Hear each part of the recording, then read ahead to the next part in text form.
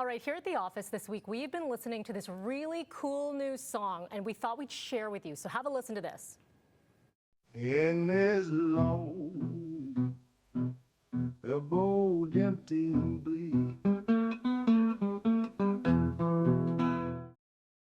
It's kind of catchy, isn't it? It's called Soul of the Machine. But talking about its soul, what if I said the soul was not human? In fact, it was made completely through the use of AI. Yes, joining us now to talk about that song and artificial intelligence, which is, wow, ever-evolving music making. This man, Brian Hiatt, senior writer for the iconic Rolling Stone magazine, joins us now and wrote this incredible article, and we're going to talk about that very song that we just played. Thank you so much for joining us. Thank you for having me. All right, I want to begin here. This article, which is just making waves, everyone is talking about AI. It is kind of like that buzz, but it has so many usages. One that you found, which is so truly unique. There's a company you're talking about called Suno AI. Can you share with our audience, what is this? Yes, so Suno does something that a year ago AI experts told me wouldn't be possible for many years, which is you can type a description of a song and either write lyrics yourself, or it has ChatGPT write lyrics, that's your choice, and it generates a more or less finished song with complete with vocals, complete with instruments. It's an eerie and astonishing thing.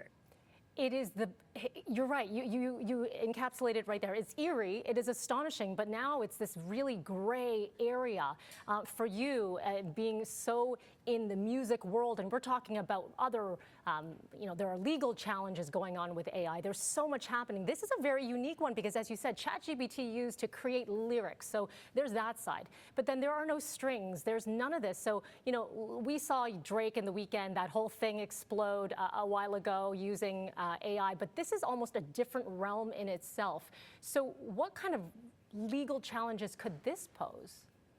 Yes, well, to be clear, the Drake Weeknd thing was, people were very confused about that. What that really was it was entirely created by a human, including the voices, someone saying impersonations of Drake and The Weeknd, and then at the very last minute, a human being wrote that song, and then the very last minute they changed the voices into, used AI to transform the voices into Drake and The Weeknd. So this is very different. This is a much more fundamental and frightening use of AI. And yeah, one of the challenges, we don't know what the training data was that Suno used to train their AI. And, it seems quite possible that it was copyrighted songs. And it's still an open question about whether you're allowed to do that. As you mentioned, companies like OpenAI, which runs ChatGPT, are facing lawsuits about their use of copyrighted material and training data. So that's all in progress, and a major investor in Suno told me that they would not be surprised if they got sued.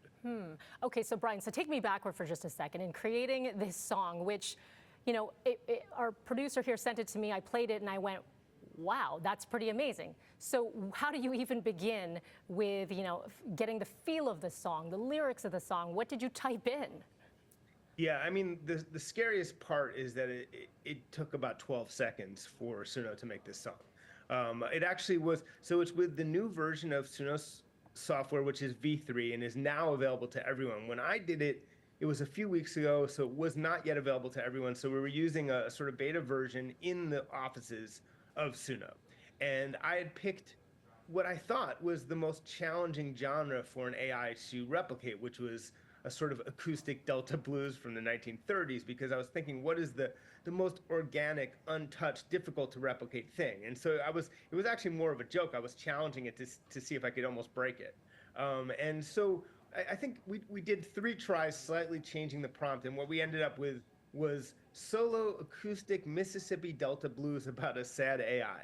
And in this case, ChatGPT, it triggered ChatGPT to generate the lyrics, and Suno made the music. And yeah, it was pretty astonishing the moment we heard it, for sure. You know what, we'll have our control room play this one more time. Given everything that you just told us there, it took you 3 attempts, about 12 seconds to get that going, and this was the result. So let's have a listen one more time.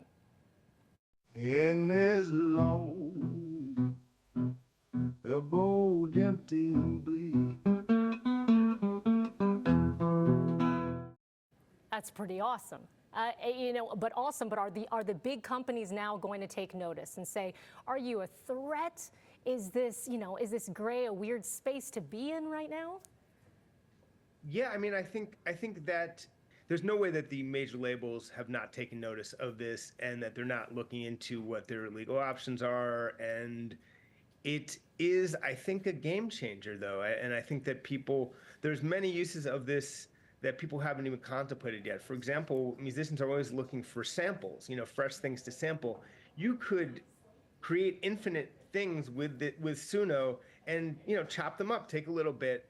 And, the question of whether that is legally protected is really questionable. You may be very well able to take anything created with it, chop it up, and have, and be able to use it in your song, for instance. It's a little bit mind-boggling. I think where people are still grasping how big this is. With any sort of technology, it does feel overwhelming. It does feel mind-boggling. And I think you were writing in the article that it's almost like, say, for an amateur photographer, and all of a sudden you have these beautiful photos on Instagram, right? So it has different uses. Maybe they're not going to put this out, and try to shop it around to a label or something along those lines, but more for a personal collection. You consider yourself a musician. As you said, you want to use the strings from something. You want to be inspired by a certain sound.